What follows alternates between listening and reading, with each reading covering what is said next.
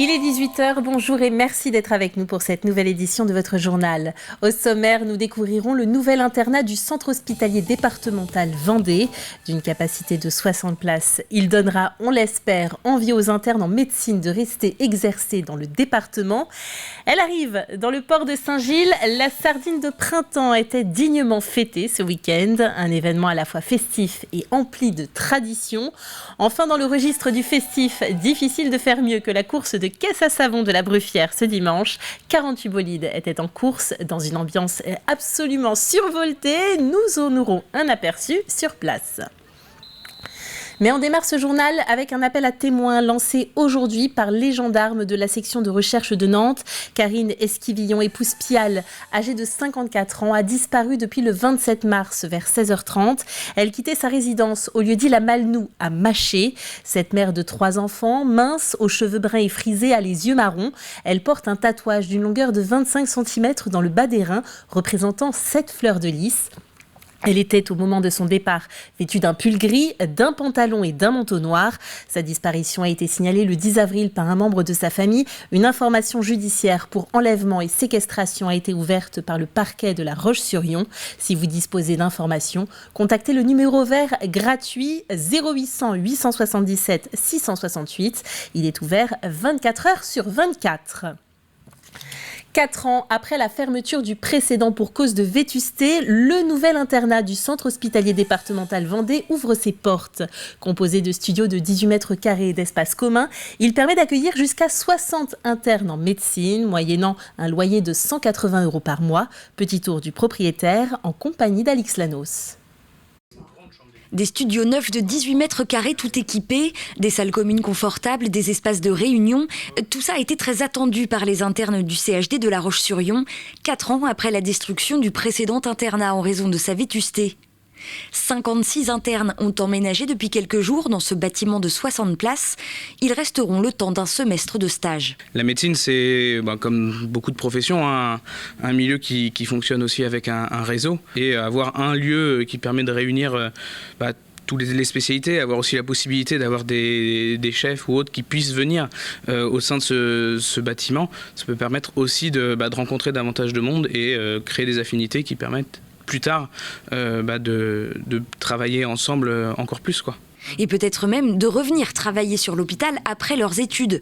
C'est en tout cas la stratégie affichée du CHD dans un contexte de pénurie de médecins sans précédent. La fidélisation des internes est un enjeu de taille. On manque beaucoup de praticiens sur toutes les disciplines.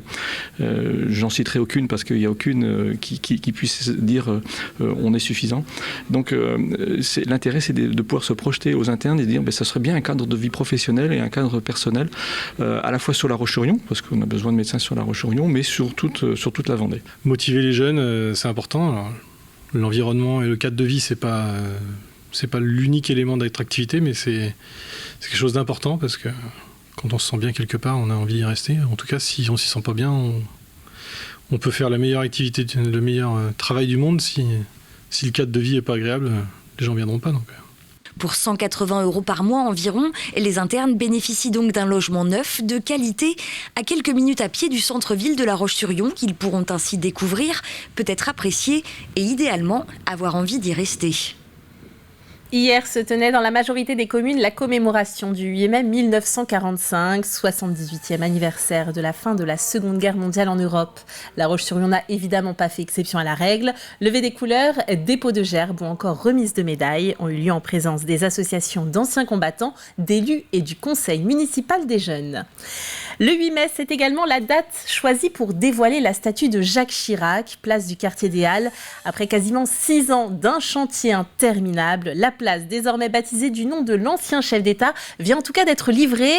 Inauguration qui s'est faite sur un fond de concert de casseroles, puisque quelques dizaines de manifestants s'étaient réunis pour protester, notamment contre le nom retenu pour cette place. Nous avons choisi le nom de Jacques Chirac parce que Jacques Chirac est un des 2 présidents de la République à avoir fait 2 mandats complets en tant que président de la République et d'avoir laissé une trace. Et cette trace, pour nous, c'est celle de l'apaisement. c'est celle de l'alerte sur le climat, c'est celle aussi des défenses de la cause des femmes, de la cause du handicap. C'est tout cela, Jacques Chirac. C'est pas simplement le bon gars qui tape au cul des vaches, c'est un homme extrêmement cultivé et qui laisse une trace en France. Et d'autres festivités sont organisées autour de cette nouvelle place. Mercredi, des animations jeunesse et after-work sont prévues à partir de 16h avant l'inauguration officielle du site, ce vendredi à 21h. Samedi avait lieu la traditionnelle arrivée de la sardine de printemps. Inscrite au patrimoine culturel immatériel de la France, la sardine est l'emblème de la cité maritime de Saint-Gilles-Croix-de-Vie. Chaque année, c'est près de 3000 tonnes qui sont débarquées au port de pêche. L'occasion de fêter comme il se doit ce petit poisson bleu à travers plusieurs animations. Alexandre Debray nous emmène à la fête de la sardine sur le quai Marcel Bernard à Saint-Gilles-Croix-de-Vie.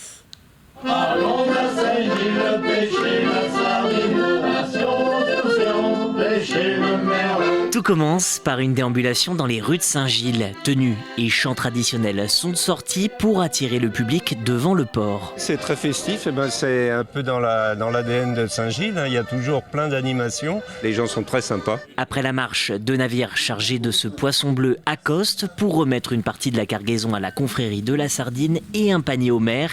Le reste est laissé à la vente directement à quai. Chacun a sa raison d'acheter des sardines. Elles sont pêchées du matin et le prix est quand même avantageux. Je veux aussi encourager les pêcheurs dans leur démarche parce que c'est compliqué d'être pêcheur actuellement. Elles sont un peu petites sur le barbecue, il va falloir se méfier. D'accord, mais elles ont l'air quand même succulentes, non ? Ah oui, toujours. 4 € les sardines. Ouais. Ah, ça a été bonne. Ça a été. Merci, bon courage. On a pris ce qu'il fallait prendre. Chaque année, entre 1,5 et 3 tonnes de sardines sont ramenées par des bateaux comme le Petit Loup et l'Albi. Si elles ne sont pour le moment pas très grosses, la période de pêche commence bien. Là, depuis qu'on a commencé, pour le moment, jusqu'à...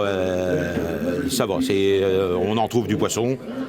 Bon, pourvu que ça dure jusqu'à la fin de la saison. Ouais. Parce que des fois, il y a des coupures. Que la sardine a décidé de s'en aller ailleurs et puis que nous, on la trouve plus. Mais là, pour le moment, non. Là jusque depuis qu'on a commencé, c'est correct. Elle est bonne, cette sardine ? Ouais, elle est bonne. De l'autre côté du pavé, les animations continuent pour célébrer cette pêche introduite à la Renaissance. Son histoire débute par un exil dans les années 1610. Les morts, les Nord-Africains, étaient bannis d'Espagne et rejetés sur les côtes françaises. Et ils sont venus se réfugier entre La Rochelle et Nantes. Et ils nous ont appris à pêcher avec là des petits filets qu'ils appelaient manets. Et là, ils ont commencé à pêcher du petit poisson et c'était des sardines. La fête se déroule également dans l'assiette avec cette sardinade. Vous pourrez profiter de la sardine jusqu'au mois d'octobre et partager la convivialité d'un bon repas. Voilà, parfait. Ils ont collecté plus de 9000 € en une journée. L'association Kids Day a organisé une journée caritative ce samedi au complexe Ilium des Sables d'Olonne. 2524 participants ont profité de nombreuses animations sportives et culturelles. C'est un record. Le profit de la journée servira à financer des opérations auprès d'enfants malades ou en situation de handicap. Via les associations Les Petits Pas de Margot, Grandir avec Gabriel, À coup de rêve, Landimonde Mathilde, Tous en piste pour Léo et Imagine un sourire. Et l'idée a germé comme ça, redonner du sourire aux enfants. Et là, on le voit encore aujourd'hui, les 4 associations sont présentes avec les petits qui sont là. Et les gamins, ils rigolent, quoi. Et ça, c'est la première victoire, redonner le sourire aux gamins. Et on a déjà réussi l'année dernière et on réussit encore cette année. Ça, c'est le plus beau des cadeaux. Moi, je suis très content, je peux pas dire, je trouve pas les mots aujourd'hui pour exprimer, que ce soit même à toute l'équipe. On est vraiment... motivé pour faire déjà l'année prochaine et puis remonter des actions sur 2023 et 2024. Et sacré succès pour une première, la Bruffière recevait ce week-end sa toute première course de caisses à savon, des caisses bien évidemment customisées dans des thèmes plus loufoques les uns que les autres. Une course, vous l'aurez compris, complètement déjantée pour laquelle près de 6000 personnes se sont déplacées. 48 équipages étaient en course.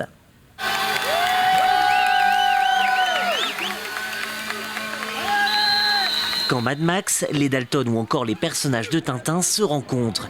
À la Bruffière, 48 équipages se sont formés pour une course de caisse à savon et ça commence par un showroom pour découvrir les véhicules. C'est l'idée des paddocks, c'est de partager tous ensemble des moments avec toutes les autres équipes comparer les voitures et en discuter et après s'affronter sur la piste. 3 semaines de boulot complète, 8 à 10 heures par jour. Une petite aventure, un petit pari qu'on s'est lancé et on avait envie de se marrer ensemble tout simplement. Pour cette première édition, l'événement a réuni plus de 5000 personnes, du jamais vu dans la commune. Et pour la première fois, pour une première, c'est... Un premier événement comme ça, c'est impressionnant le nombre de personnes qui est venu et tout le monde autour de nous disait on va à la Bruffière voir la course de caisse à savon. L'association 1000 bornes ne pouvait pas rêver mieux.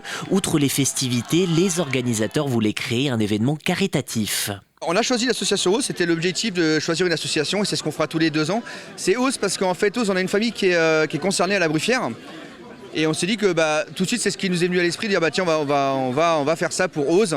Donc c'est une association qui lutte contre la neurofibromatose, qui m'a dit qu'elle est assez méconnue, qui sont là pour la faire connaître un peu plus et puis aussi accompagner les familles. Donc pour nous c'est un objectif vraiment de leur amener un chèque le plus important possible avec la réussite de cette journée. L'ambiance. On fait revivre la ville, Voilà, c'est ça qui est beau. C'est magnifique. Mais c'est juste un mot, c'est juste magnifique. Du monde et beaucoup de plaisir pour les participants comme pour la foule rassemblée. Je trouve ça génial et je crois que je vais en faire une l'année prochaine, je vais m'inscrire avec un copain pour participer tout simplement.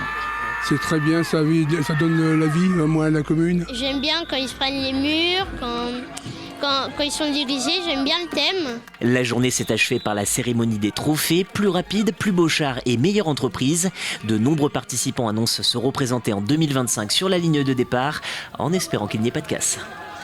Fin de cette édition, retour de l'actualité demain dans votre matinale à partir de 7h. Quant à moi, je vous souhaite une belle soirée et à bientôt sur TV Vendée.